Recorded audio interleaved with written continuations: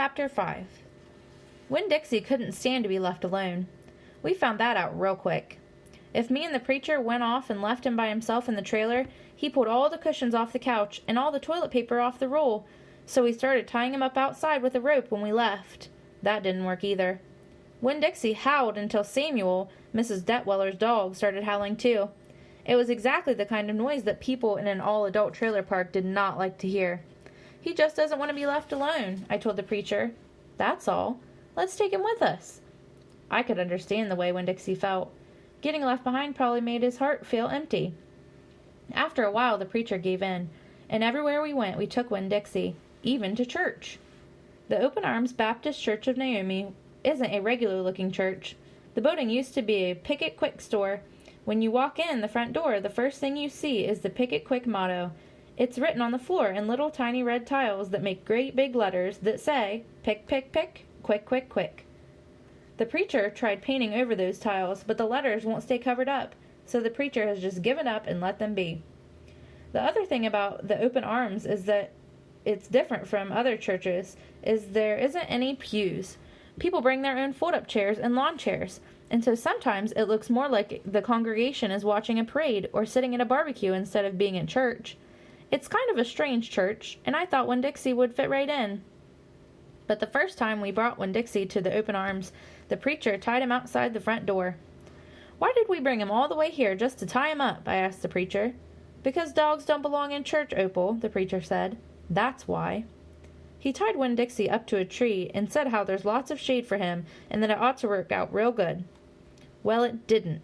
The service started, and there was some singing and some sharing and some praying, and then the preacher started preaching, and he wasn't 2 or 3 words into his sermon when there was a terrible howling coming up from outside. The preacher tried to ignore it. "Today," he said. "Ow!" said Winn-Dixie. "Please," said the preacher. "Ow!" said Winn-Dixie back. "Friend," said the preacher. "Arp!" wailed Winn-Dixie. Everyone turned in their lawn chairs and fold-up chairs and looked at one another. "Opal," said the preacher. "Ow!" said Winn-Dixie. "Yes, sir," I said. "Go get that dog," he yelled. "Yes, sir," I yelled back. I went outside and untied Winn-Dixie and brought him inside, and he sat down beside me and smiled up at the preacher, and the preacher couldn't help it. He smiled back. Winn-Dixie had that effect on him, and so the preacher started in preaching again. Winn-Dixie sat there listening to it, wiggling his ears in the way that trying to catch all the words. And everything would have been all right, except that a mouse ran across the floor.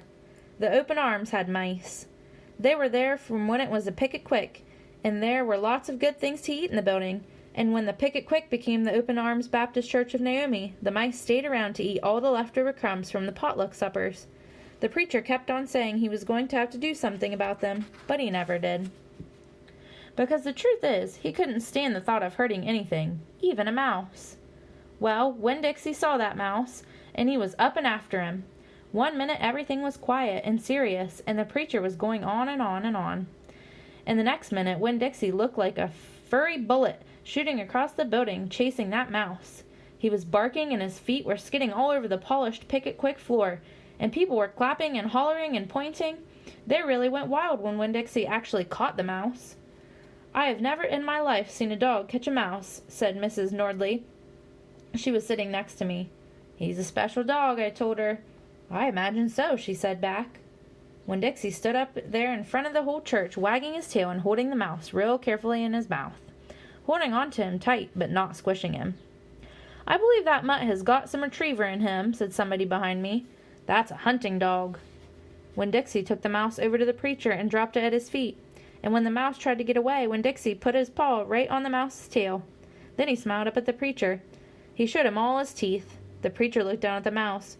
He looked at Winn-Dixie. He looked at me. He rubbed his nose. It got real quiet in the Pick-It Quick. "Let us pray," the preacher finally said, "for this mouse." Everybody started laughing and clapping. The preacher picked up the mouse by the tail and walked it and threw it out the front door of the Pick-It Quick, and everyone applauded again. Then he came back, and we all prayed together. I prayed for my mama.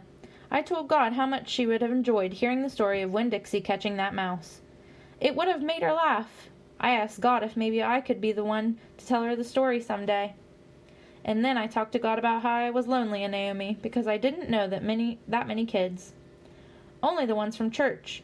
And there weren't that many kids at the open arms, just Dunlap and Stevie Dewberry, two brothers who weren't twins but looked like they were, and Amanda Wilkinson, whose face was always pinched up like she was smelling something real bad, and Sweetie Pie Thomas, who was only 5 years old and still mostly a baby, and none of them had wanted to be my friend anyway, because they probably thought I'd tell on them to the preacher for every little thing they did wrong. And then they would get in trouble with God and their parents. So I told God that I was lonely, even having Winn-Dixie, and finally I prayed for the mouse, like the preacher suggested. I prayed that he didn't get hurt when he was flying out the door of the Open Arms Baptist Church of Naomi. I prayed that he landed on a nice soft patch of grass. Chapter 6. I spent a lot of time that summer at the Herman W. Block Memorial Library. The Herman W. Block Memorial Library sounds like it would be a big, fancy place, but it's not. It's just a little old house full of books, and Miss Franny Block is in charge of them all. She is a very small, very old woman with short gray hair, and she was the first friend I made in Naomi. It all started with Winn-Dixie not liking it when I went into the library because he couldn't go inside too. But I showed him how he could stand up on hind legs and look in the window and see me there, selecting my books, and he was okay, as long as he could see me. But the thing was, the first time Miss Franny Block saw Winn-Dixie standing up on his hind legs like that, looking in the window, she didn't think he was a dog. She thought he was a bear. This is what happened. I was picking out my books and kind of humming to myself, and all of a sudden there was this loud and scary scream. I went running up to the front of the library, and there was Miss Franny Block sitting on the floor behind her desk. "Miss Franny," I said, "are you all right?" "A bear," she said. "A bear?" I asked. "He's come back," she said. "He has?" I asked. "Where is he?" "Out there," she said, and raised a finger and pointed at Winn-Dixie standing up on his hind legs, looking in the window for me. "Miss Franny Block," I said, "that's not a bear, that's a dog. That's my dog, Winn-Dixie." "Are you positive?" she said. "Yes, ma'am," I told her. "I'm positive. He's my dog. I would know him anywhere." Miss Franny sat there trembling and shaking. "Come on," I said. "Let me help you up. It's okay." I stuck out my hand, and Miss Franny took hold of it, and I pulled her up off the floor. She didn't weigh hardly anything at all. Once she was standing on her feet, she started acting all embarrassed, saying how I must think she was a silly old lady, mistaking a dog for a bear, but that she had had a bad experience with a bear coming into the Herman W. Block Memorial Library a long time ago, and she had never quite gotten over it. "When did that happen?" I asked her. "Well," said Miss Franny, "it was a very long story." "That's okay," I told her. "I'm like my mama in that I like to be told stories. But before you start telling it, can Winn-Dixie come in and listen too? He gets lonely without me." "Well, I don't know," said Miss Franny. "Dogs are not allowed in the Herman W. Block Memorial Library." "He'll be good," I told her. "He's a dog who goes to church." And before she could say yes or no, I went outside and got Winn-Dixie, and he came in and lay down with a humph and a sigh right at Miss Franny's feet. She looked at him and said, "He most certainly is a large dog." "Yes, ma'am," I told her. "He has a large heart, too." "Well," Miss Franny said. She bent over and gave Winn-Dixie a pat on the head, and Winn-Dixie wagged his tail back and forth and snuffled his nose on her little old lady feet. "Let me get a chair and sit down so I can tell you this story properly."